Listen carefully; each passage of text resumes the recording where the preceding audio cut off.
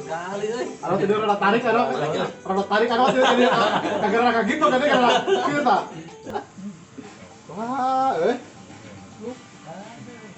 Assalamualaikum warahmatullahi wabarakatuh. Selamat malam guys, ketemu lagi dengan Dehalim Shinobu. Nih malam ini saya lagi berada di lingkungan perumahan kami ya, yang mana ini adalah sebuah pos ronda. Dan seperti teman-teman lihat nih di belakang saya ini adalah gapleh ya. Kita mengenalnya gapleh gitu. Gapleh itu sendiri kan sebetulnya berasal yang menciptakannya konon adalah kaisar dari Tiongkok ya. Konon domino ini diciptakan agar prajurit-prajurit pada saat itu tetap berjaga pada malam hari di posko masing-masing.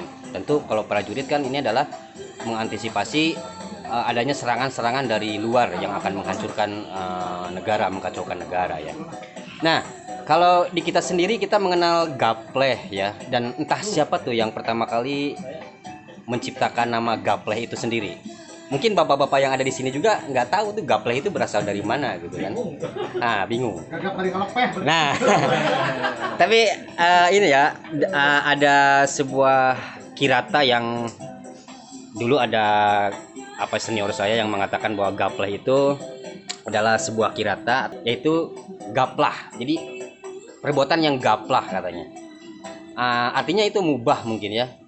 Nggak dikerjakan nggak apa-apa, nggak dikerjakan lebih baik lagi, karena lebih baik kan mengerjakan yang lebih bermanfaat. Tapi menurut saya gapleh ini pun sendiri bermanfaat ya. Salah satunya mungkin adalah mengikat kekeluargaan di antara sesama, komunikasi dengan sesama melalui permainan seperti ini.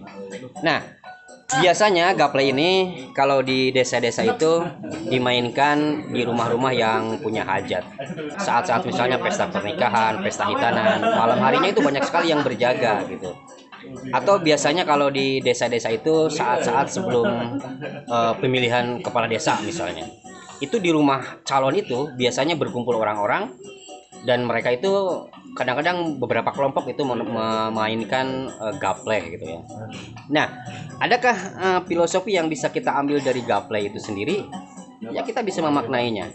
Contoh misalnya dalam permainan gapleh itu kita kan nggak tahu gitu siapa yang jadi pemenang, siapa yang kalah gitu kan. Dan teman-teman juga mungkin udah ada yang tahu bahwa gapleh ini sebetulnya berasal dari bahasa Latin ya, dominus. Dominus itu artinya tuan rumah. Nah, makna di sini tuan rumah itu kita juga belum tahu gitu ya. Cuman yang kita tahu bahwa gapleh ini sendiri seringkali dimanfaatkan atau difungsikan sebagai alat untuk berjudi ya. Tapi saya percaya bahwa bapak-bapak di sini ini tidak bermaksud berjudi ya. Nah, ini adalah bulan Ramadan. Mungkin teman-teman ada yang mempermasalahkan bahwa ini sebaiknya itikaf di masjid gitu atau apa. Ya silakan, yang sedang itikaf silakan, tapi ini juga merupakan bagian daripada tugas dari bapak-bapak ini dalam rangka ngaronda gitu kan. Kita lihat ini pos ronda gitu teman-teman ya. Cuman jangan sampai pos ronda itu diisi dengan gapleh tapi maling sembarangan memasuki menyetori rumah-rumah untuk berbuat kejahatan, dan karena kita terlena oleh gapleh akhirnya maling itu tidak ketahuan gitu. Kita menantikan sahur dan ini posisinya masih tetap Patur Mono mengoclok ya. Tenang. Karena begitulah hidup. Wih, bahaya tuh hat-trick mah Posisi Patur Mono saat ini masih ada di bawah karena dia harus ngocolok terus ya. Artinya menjadi pemberi buat orang lain. Dan yang menjadi pemenang itu jangan menjadi jumawa, karena kalau tidak ada yang ngocolok tidak akan ada yang namanya pemenang. Begitulah hidup. Jadi kalau misalnya yang jadi pemenang itu jangan sombong juga, karena suatu saat pasti itu dia akan mengalami ngocolok.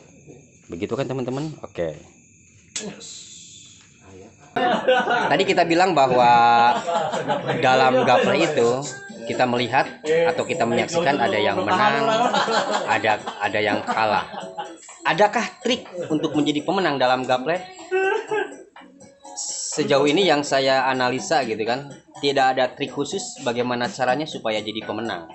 Karena dalam gapleh itu cenderung untung-untungan ya, cenderung namanya juga gambler, gambling, artinya apa ya, untung-untungan gitu.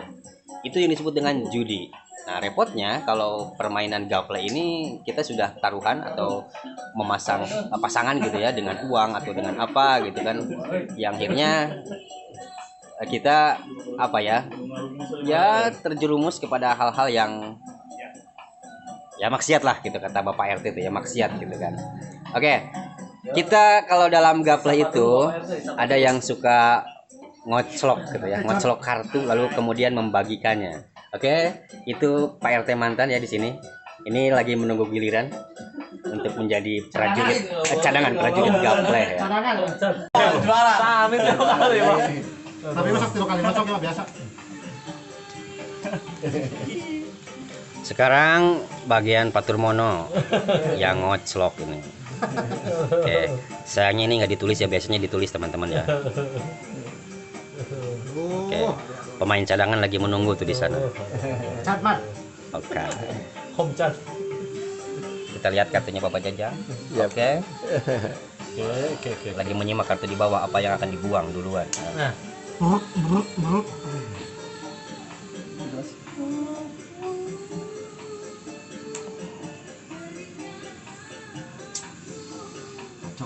kacau mana.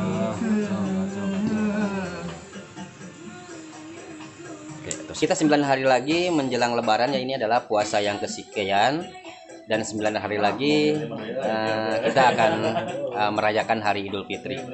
Kalau misalnya ada teman-teman yang bilang, loh malam puasa kok gaplehan, saya pikir nggak apa-apa sih gitu kan, karena tadi bapak-bapak ini juga udah selesai tarawehan langsung ngumpul di pos ronda dan langsung memainkan gaple ini gitu. Jadi bagi yang ya gaple itu kan tadi saya bilang adalah untung-untungan atau gambling gitu kan. Siapa yang pemenangnya kita tidak pernah tahu. Siapa yang akan jadi pemenang malam ini, malam besok tidak ada yang tahu. Para prajurit gaple atau personil gaple ini kan tugasnya hanya mengoclok, membagikan kartu, kemudian melihat kartunya apa yang mau dibuang gitu kan. Ini murni seperti hidup saudara-saudara, kawan-kawan ya. Hidup pun begitu.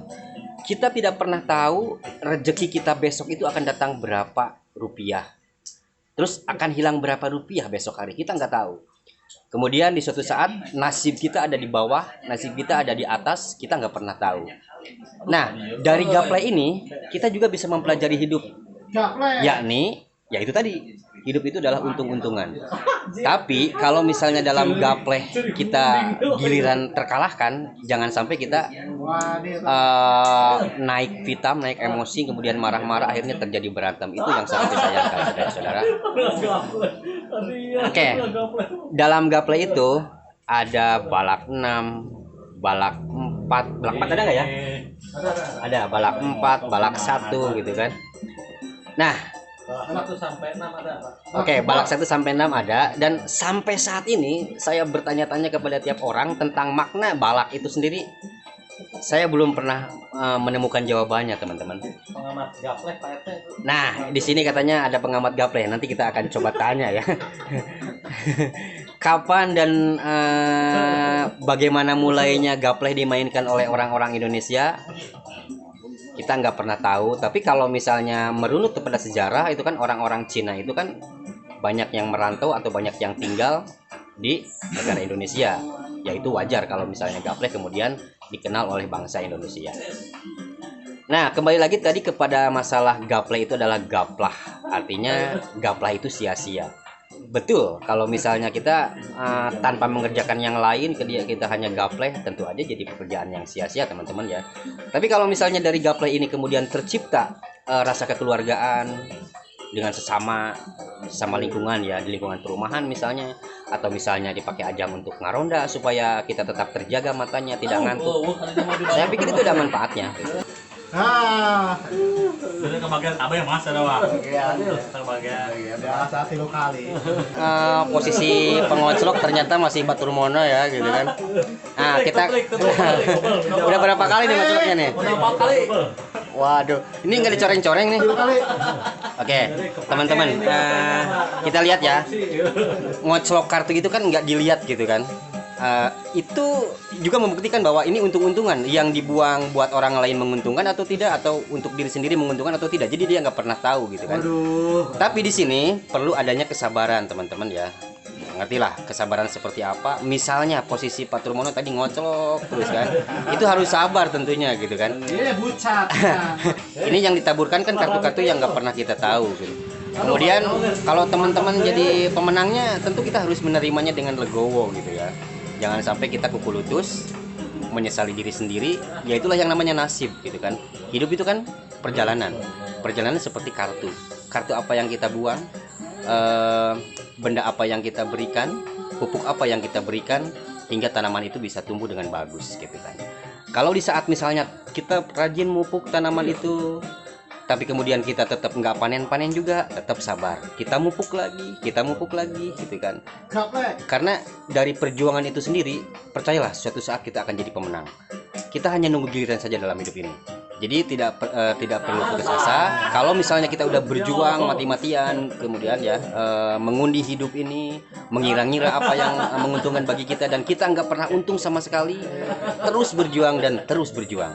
Kita nggak pernah tahu kartu-kartu apa aja yang menjadi bagian Pak Turmono, menjadi bagian Pak Jajang, menjadi bagian Bapak Saiful Jamil ini gitu kan. Dan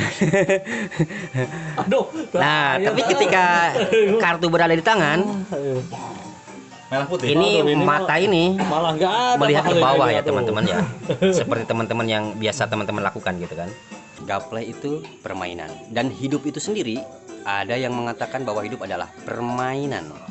Kita lihat dalam permainan gapleh itu kan, kita melihat kartu kita membuangnya dengan pertimbangan bahwa di bawah itu ada kartu apa, supaya kita bisa meraih kemenangan. Begitupun dalam hidup. Kalau ingin jadi pemenang, sesungguhnya harus cermat melihat apa yang ada di depan, dan cermat apa yang kita ucapkan, cermat apa yang harus kita lakukan.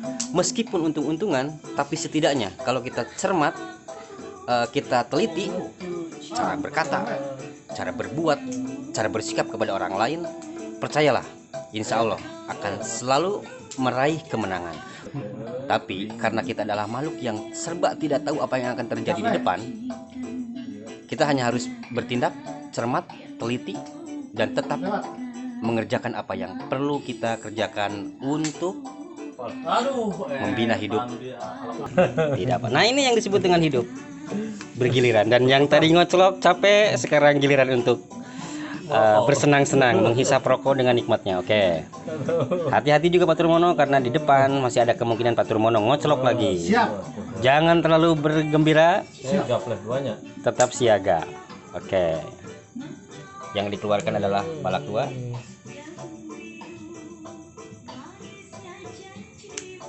Oke teman-teman, cukup sekian dulu ya obrolan kita malam ini seputar gapleh. Selamat menantikan santap sahur dan selamat menunaikan ibadah puasa untuk hari esok. Tetap bahagia. Dadah. Assalamualaikum warahmatullahi wabarakatuh. Kita cermati wajah-wajah saudara-saudara, mempertimbangkan kartu apa yang harus dibuang. Oke.